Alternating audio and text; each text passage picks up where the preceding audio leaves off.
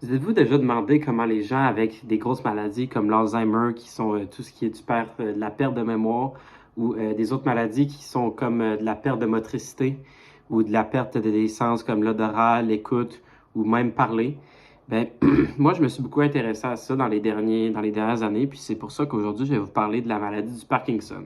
Donc, pour être plus précis dans ce reportage-là, je vais vous parler de la maladie du Parkinson et puis aussi la Fondation du Parkinson Québec. Je vais vous parler de comment le Parkinson a affecté ma vie. Je vais vous expliquer une explication très concrète de ce qu'est la maladie de Parkinson avec toutes ces autres, tout ce qu'on parle de symptômes, de comment des causes, de qu'est-ce que tu peux faire pour, si exemple tu as le Parkinson, comment tu peux résoudre ça, c'est quoi les remèdes, peu importe.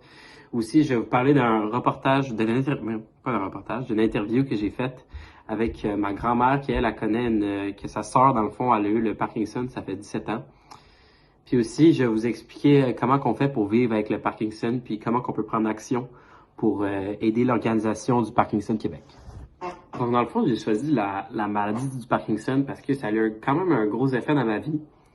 Dans le fond, quand j'avais à peu près 4 ans, la sœur de ma grand-mère était atteinte du Parkinson. Puis honnêtement, quand j'avais 4 ans, on m'avait juste dit qu'elle avait une maladie, peu importe.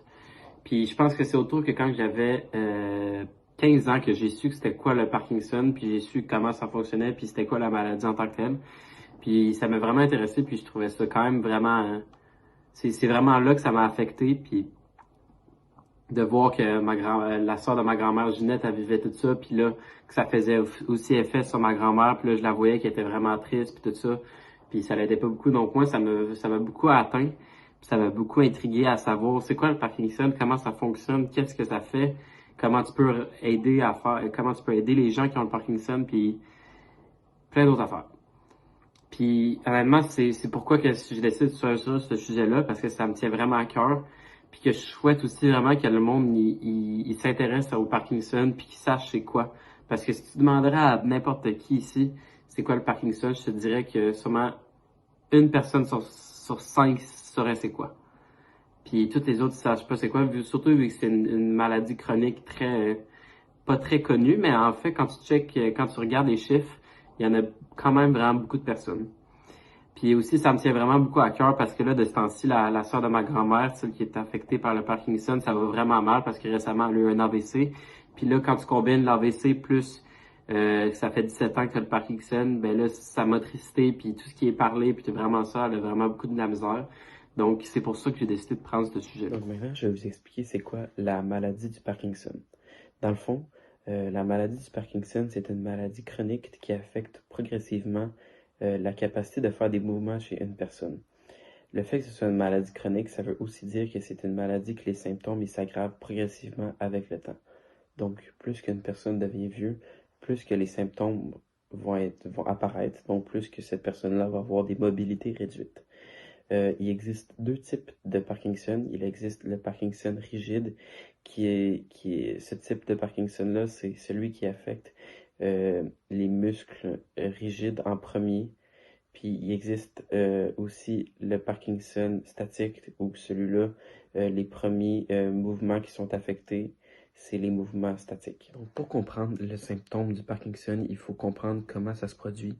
Dans le fond, une personne qui est atteinte par le Parkinson voit une très grosse diminution du nombre de neurones qui rentrent en compte avec le cerveau pour créer de la dopamine. Le fait qu'il y ait un manque de dopamine et de neurones comme ça dans cette personne-là, ça fait qu'il y a une grosse diminution de la possibilité de faire des mouvements puis des symptômes moteurs. La cause du Parkinson n'est pas nécessairement exacte, mais selon les chercheurs, ça serait selon le vieillissement, les facteurs génétiques, les facteurs environnementaux, puis plusieurs autres facteurs qui sont pris en compte. Maintenant, vous devez vous demander, quand les gens sont atteints du Parkinson, qu'est-ce qu'ils doivent faire? Il y a plusieurs étapes qu'ils doivent faire pour essayer de ralentir la maladie le plus possible. La première affaire qui est la plus commune que les gens qui sont atteints par le Parkinson font, c'est qu'ils font la chirurgie qui s'appelle la SCP, qui sont une stimulation profonde du cerveau. Dans le fond, dans cette chirurgie-là, plusieurs neurochirurgiens, des chirurgiens et plein d'autres sortes de responsables médicaux. Ils vont rentrer dans ton cerveau et puis ils vont venir déposer 2 électrodes dans la partie de ton cerveau qui contrôle les mouvements. Ils font ça dans le fond pour créer des impulsions dans ton cerveau pour un peu essayer de revoir les habilités à faire les mouvements que tu as perdus à cause du Parkinson. Sinon, la seconde étape que la majorité des personnes y font, c'est ils essaient tranquillement de faire des activités physiques le plus possible pour essayer de garder leur corps à s'habituer à ces mouvements-là, puis pas les perdre au jour au lendemain. Finalement, la partie la plus importante pour moi de ce projet-là, c'était que je voulais que les gens y comprennent et puis ils savent c'est quoi le Parkinson.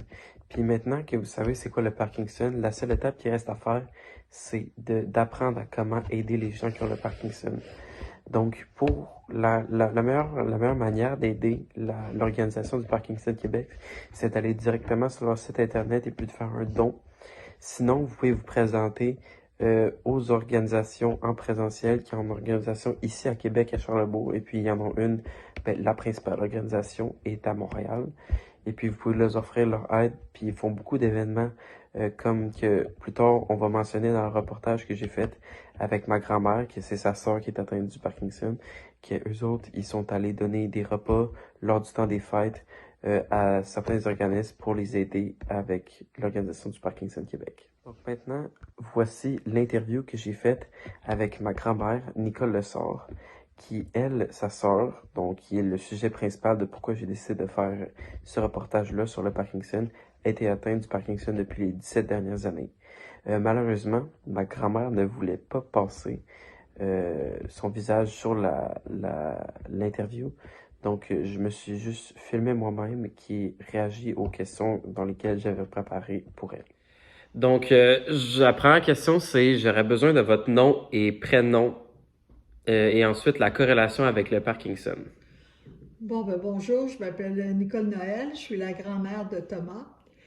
Euh, Ma corrélation avec le Parkinson, c'est ma sœur, la Benjamine de la famille, qui est atteinte du Parkinson depuis maintenant 17 ans. C'est la forme rigide qu'elle a, puis elle a subi le SCP, ce qui permet de, qui lui a permis il y a 5 ans de retrouver une bonne partie de ses mouvements, puis de l'activer là, pour un bon bout, même si c'est en perte actuellement. Parfait. Ma seconde question, c'est comment la maladie du Parkinson a affecté votre vie? C'est sûr que dans une famille, lorsqu'il y a quelqu'un qui a une maladie dégénérative, ben, ça atteint tout le monde. Mais c'est rien à comparer à ce que la personne atteinte peut subir. 17 ans de perte de cognition, de mouvement, de motricité, des problèmes à peu près partout à se mobiliser, à se bouger, à s'activer. Puis voir sa vie dégénérer de jour en jour, c'est pas simple. C'est pas simple à regarder, voir les autres faire ça, mais c'est pas simple à suivre pour les gens qui le vivent aussi. Tout à fait, tout à fait. Ensuite, ma troisième question, c'est avez-vous déjà pris action pour aider l'organisation du Parkinson Québec?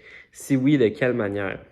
Bon, de toute manière, comme tout le monde, on fait des dons au Parkinson. C'est notre moyen c'est peut-être pas notre principal moyen de participer, mais on s'occupe aussi de la vente de gâteaux aux fruits durant la période des fêtes.